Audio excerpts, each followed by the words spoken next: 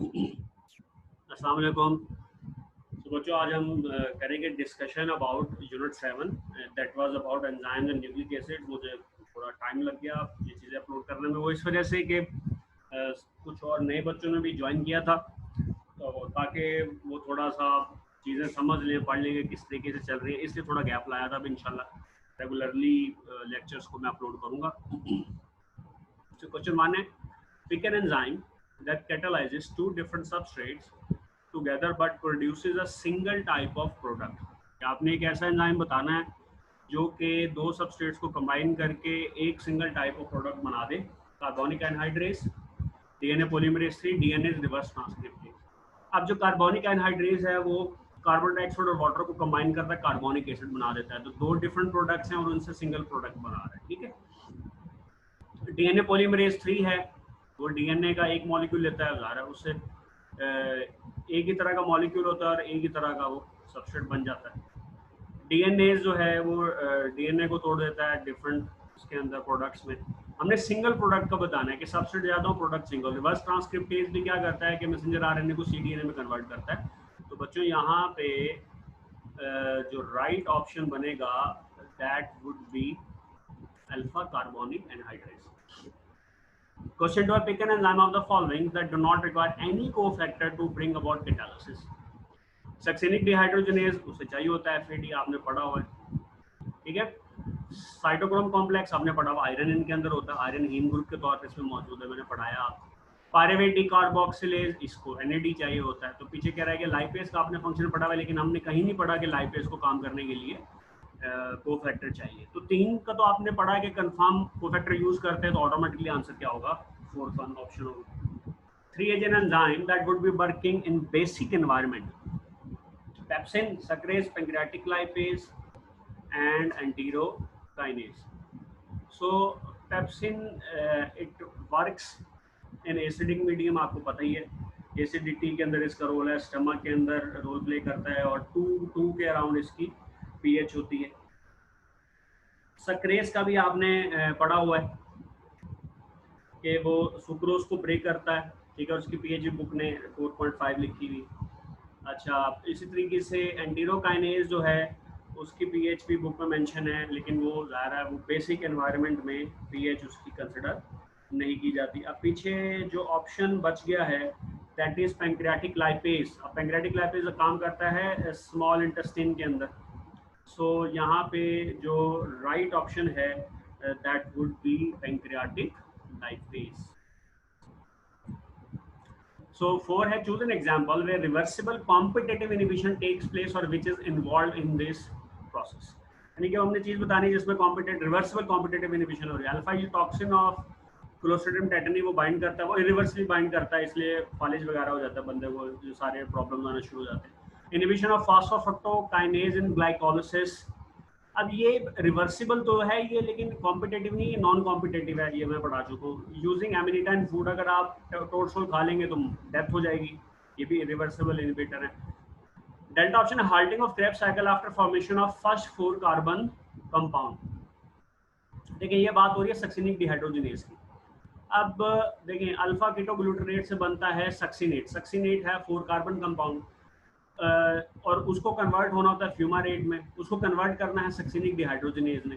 अब सक्सिनेट की बजाय अगर वो माइलोनेट बाइंड कर ले तो क्या होगा, क्रेब साइकिल रुक जाएगा।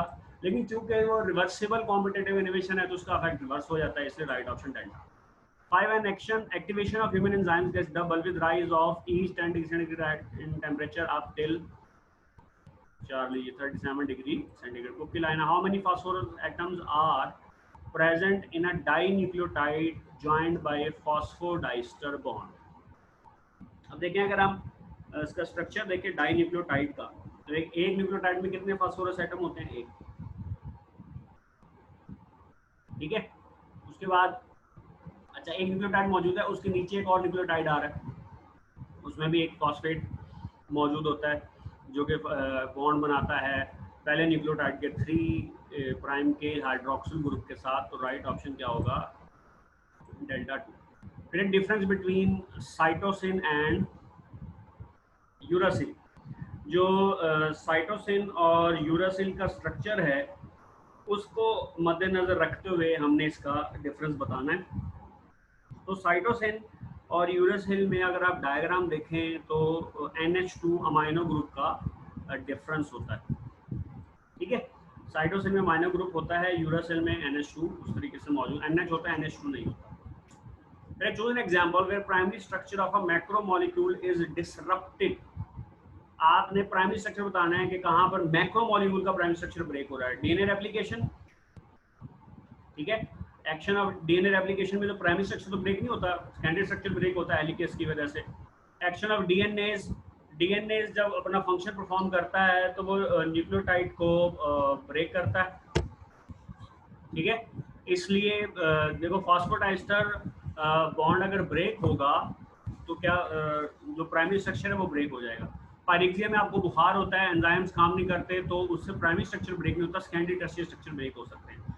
और अगर पेप्सिन की पीएच 2 से चेंज होकर 2.5 हो जाए तो पेप्सिन डीनेचर हो जाएगा, लेकिन उसका जो प्राइमरी स्ट्रक्चर है वो होता है पेप्टाइड बॉन्ड की वजह से, वो तो ब्रेक नहीं होगा ना। तो इसलिए राइट ऑप्शन क्या है, बीटा एक्शन ऑफ डीएनएस। फिर उसके बाद है जी this unit is not present in DNA polymerase 3 complex. अगर आप उसका स्ट्रक्चर देखें डीएनए पॉलीमरेज 3 का, तो वो एक एंजाइम है, आपको पता है पॉलीमराइजेशन के अंदर इसका रोल है, और प्रोकैरियोट्स के अंदर होता है, ये यूकैरियोट्स के अंदर मौजूद नहीं है। यूकैरियोट्स के जो एंजाइम्स होते हैं रेप्लिकेशन के वो डिफरेंट होते हैं, और जाहिर है ये जो एंजाइम है इसके अंदर कोई एक सब यूनिट तो होता नहीं है, ज़्यादा सब यूनिट होते हैं। अब ये क्वेश्चन मैंने कहाँ से लिया, जब आप रेप्लिकेशन वाला टॉपिक पढ़ते हैं ना, तो उस टॉपिक में राइट साइड पे नीचे जो है ना वो ये इसका स्ट्रक्चर मौजूद है, और अगर आपको लेक्चर याद हो तो मैंने आपको वहाँ पे ये चीज़ें बताई भी थी, लेक्चर में ही ये चीज़ें बताई थी, ये सब यूनिट बताया था। अब वो पूछ रहा है कि इसमें कौन कौन से सब यूनिट्स नहीं है, alpha, epsilon, beta 1 and beta 2। तो इसके अंदर अगर आप स्ट्रक्चर देखो तो अल्फा भी है, एप्सिलॉन भी है, बीटा 2 भी बुक ने मेंशन किया हुआ है, बीटा 1 उसने मेंशन नहीं किया। तो हम बुक को फॉलो कर रहे हैं, एक्चुअली हम अकॉर्डिंग टू बुक चल रहे हैं। 10 है जी DNA replication takes place in all of the following events except. कौन सा ऐसा इवेंट है जिसमें डीएनए रेप्लिकेशन नहीं होती, by HIV in cytoplasm of helper T cells, ठीक। Growth of bacterial colony in artificial media, देखिए जब बैक्टीरिया 1 से 2 बनेगा, 2 से 4 बनेगा तो डीएनए तो रेप्लिकेट होगा। चार्ली है जी duplication of recombinant plasmid during cloning. अब प्लाज्मिड भी डीएनए है, जब आप उसे उसका नंबर बढ़ाओगे तो ज़्यादा रेप्लिकेशन होगी। Spread of infection by hepatitis B virus. अब हेपेटाइटिस बी डीएनए वायरस है, जब अपने इन्फेक्शन को स्प्रेड करेगा, मजीद वायरसेस बनाएगा, तब भी डीएनए रेप्लिकेशन होगी। तो राइट ऑप्शन है अल्फा, कि जब एचआईवी हेल्पर टी सेल को इन्फेक्ट करता है तो वहाँ पे रेप्लिकेशन एक्चुअली नहीं होती, वो आपको पता ही है कि पहले आरएनए से डीएनए बनता है, वो रेप्लिकेशन नहीं है, ठीक है। तो एक्चुअली रेप्लिकेशन नहीं, आप आरएनए से डीएनए बना रहे हो, that is a different, that is reverse transcription. तो उसमें डीएनए रेप्लिकेट नहीं हो रहा होता पूरे साइकिल को, अगर आप देखें। 11 है the simplest codon signals for prokaryotic transcription is series of AT base pairs followed by GC base pairs. Okay, series of GC base pairs followed by AC base pairs, series of GC base pairs followed by AU base pairs, series of AU base pairs followed by GC base pairs. अब ये थोड़ा सा tricky हो सकता है क्योंकि काफ़ी बड़ा सेंटेंस है, तो आपने देखना ये है कि जब आपने स्टॉप सिग्नल आप याद करते हो तो पहले बुक में लिखा है कि series of GC base pairs हैं, फिर फॉलोड बाय 80 बेस पेयर्स हैं, तो राइट ऑप्शन इसके अंदर है बीटा, ठीक है जी। अगर आप गए ना Charlie series of GC base pairs followed by AU base pairs, book की लाइन नहीं है ये, बुक ने तो लिखा है कि फॉलोड बाय 80 बेस पेयर्स, और फिर उसने बाद में लिखा है कि 4 या 4 से। बुक ने जो स्टॉप सिग्नल बताया ना वो एक्चुअली उसने डीएनए प्लस आरएनए दोनों पे बताया। जो यूरासिल की वो बात करता है ना, वो एक्चुअली वो डीएनए वो आरएनए को कंसीडर कर रहा होता है, ठीक है। 12 shaded area before an arrow on leading strand is synthesized by। तो पहले तो लीडिंग स्ट्रैंड को देखिए बच्चों, ये है लीडिंग स्ट्रैंड क्योंकि ये सिंथेसाइज हो रहा है टुवर्ड्स द रेप्लिकेशन फूड। तो आपने बताना है शेडेड एरिया, एरो से पहले शेडेड एरिया ये रेड कलर का, ये क्या चीज है, ये एक्चुअली प्राइमर्स हैं। प्राइमर्स को कौन सिंथेसाइज करता है जी, डीएनए प्राइमर्स। 13 है pick an option containing true information about enzyme। Enzyme trypsin है, origin eukaryote, substrate amino acid, product dipeptides। तो गलत, क्योंकि सबस्ट्रेट के बजाय इन्होंने प्रोडक्ट लिखा हुआ है, ठीक है। और रिप्सिन जो है वो डाइपेप्टाइड को ब्रेक करेगा into -6. फिर है thrombin, thrombin origin eukaryotes, substrate fibrinogen, product fibrin, ये ठीक लग रहा है। Reverse transcripted origin bacteria, RNA से सीडीएनए। अच्छा, आरएनए से सीडीएनए बनता है ये ठीक है, लेकिन ओरिजिन गलत है, ओरिजिन इसका वायरस है। Pepsin, origin virus no, virus में तो पेप्सिन नहीं होता ना। तो हमने ये तीनों चीजें जिसमें ठीक हो वो बतानी है। तो राइट ऑप्शन क्या है, beta thrombin. What is a site of action of chymotrypsin is cytoplasm, extracellular environment, mitochondrial matrix, nucleoplasm। तो भाई ये तो एक्चुअली इंटेस्टाइन के अंदर काम कर रहा है ना, सेल के अंदर काम नहीं कर रहा, ये एक्स्ट्रासेलुलर एनवायरनमेंट में काम करता है। तो राइट ऑप्शन है इसका beta. N example of ATPase, sodium potassium glucokinase, ATP synthase, DNA polymerase. आपने वो एंजाइम बताना है जो कि एटीपी को ब्रेक कर रहा है। तो राइट ऑप्शन क्या है जी, अल्फा सोडियम पोटेशियम। फिर select an example of activator, वो सिंपल साफ जाहिर है, जिंक आयन है, हीम ग्रुप प्रोस्टैटिक है, एनएडीएफएडी वो एंजाइम है। Vitamin is a precursor for beta है जी, FAD, flavin, adenine, dinucleotide. 18 one of the given options does not correspond to enzymes. Lower the activation energy of reaction, all absorbable proteins, all enzymes require cofactor for proper functioning, presence do not affect the nature of end product. Charlie, all enzymes require cofactors for functioning. 19 है, all of the following are cases of negative feedback inhibition except, यानी वो चीज बतानी है जो कि negative feedback का नतीजा नहीं है। Affect of high amount of ATP on फॉस्फोफ्रक्टोकाइनेज, ठीक है, ये नेगेटिव फीडबैक है क्योंकि एटीपी ज्यादा होने से फॉस्फोफ्रक्टोकाइनेज रुक जाता है। Affect of high amount of NADH on pyruvate decarboxylase, सही। Affect of increased amount of thyroxine in blood on TSH, ज़्यादा थायरॉक्सिन की जब लेवल ज़्यादा होगा ना T4 का, तो टीएसएच की रिलीज कम हो जाएगी। Affect of low amount of citrate on फॉस्फोफ्रक्टोकाइनेज, तो राइट ऑप्शन है delta.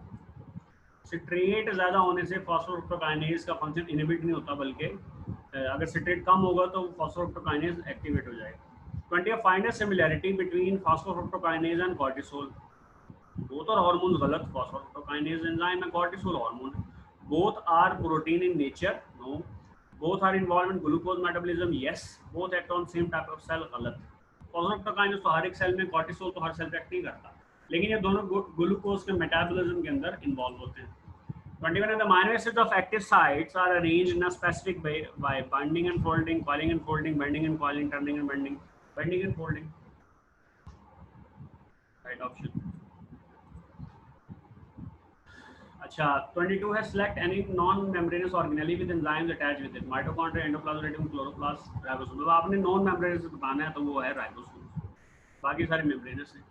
23 according to log and key model, many enzymes can catalyze a chemical reaction. Active site is a flexible space, specific enzyme transfer many substrates to product. Active site is a rigid structure, so right option है delta। 24 increased temperature than optimum cannot break usually। अगर थोड़ा सा ज़्यादा temperature हो जाए, usually अगर हम बात करें तो ऑप्टिमम से थोड़ा सा ऊपर चला जाए तो वो टर्शियरी स्ट्रक्चर को तो ब्रेक कर सकता है, सेकेंडरी को भी कर सकता है, तो ऑब्वियसली वो प्राइमरी स्ट्रक्चर को नहीं करेगा। इरिवर्सिबल इनहिबिटर्स इज और आर, ये सारे के सारे ही इरिवर्सिबल इनहिबिटर्स हैं, जहर है, ये antibiotics, antimetabolites. ATP binds at dash of phosphofructokinase to regulate glycolysis, जो मैंने बताया आपको, 40 रेगुलेटरी साइट या allosteric site. 27 in F1 generation DNA produced Messelson-Stall experiment. Both strands were heavy, one was light, another was heavy, one strand were light, one DNA molecule was hybrid, another was light। तो इसमें beta hybrid था ना, एक light था और एक heavy था। 20 times the amino acid that can be coded by 6 different codons। अब देखिए मैंने आपको ये कहा था कि इसको आपने वर्कआउट करना है, तो मैथियोनिन का तो भाई एक ही होता है, ठीक है, और उसके बाद लूसीन के 6 कोडॉन्स होते हैं। फिर ऑप्शन है जी ट्रिप्टोफैन, उसका भी एक ही होता है। फिर ऑप्शन है इसके अंदर एस्पार्टेट, ठीक है जी, जिसको एस्पार्टिक एसिड भी कह दिया जाता है। तो एस्पार्टेट के 6 नहीं हैं, एस्पार्टेट के कम हैं, 2 हैं, इसलिए राइट ऑप्शन क्या है जी, लूसीन। कोडॉन टेबल देखेंगे ना तो आपको ये समझ आ जाएगी। 1980 is not a sequence of stop codon. Stop codon का क्या स्टॉप कोडॉन 3 है, एक UAA है, एक UAG है, एक UGA है। तो UGG ये स्टॉप कोडॉन का सीक्वेंस नहीं है। फिर है जी dash assistant binding transfer RNA to the expose messenger RNA codon at the A site. कि ट्रांसफर RNA जो नया आ रहा है उसको A साइट पे बाइंड करने में कौन हेल्प करता है, तो ये बुक की लाइन है डेल्टा एलोंगेशन फैक्टर्स। तो बच्चों आई होप कि आपको ये सब चीज़ें समझ आई होंगी, ना समझ आई हो तो पूछ लीजिएगा। इंशाल्लाह नेक्स्ट सेक्शन में आपसे मुलाकात होगी, तब तक के लिए अपना ख्याल रखिएगा।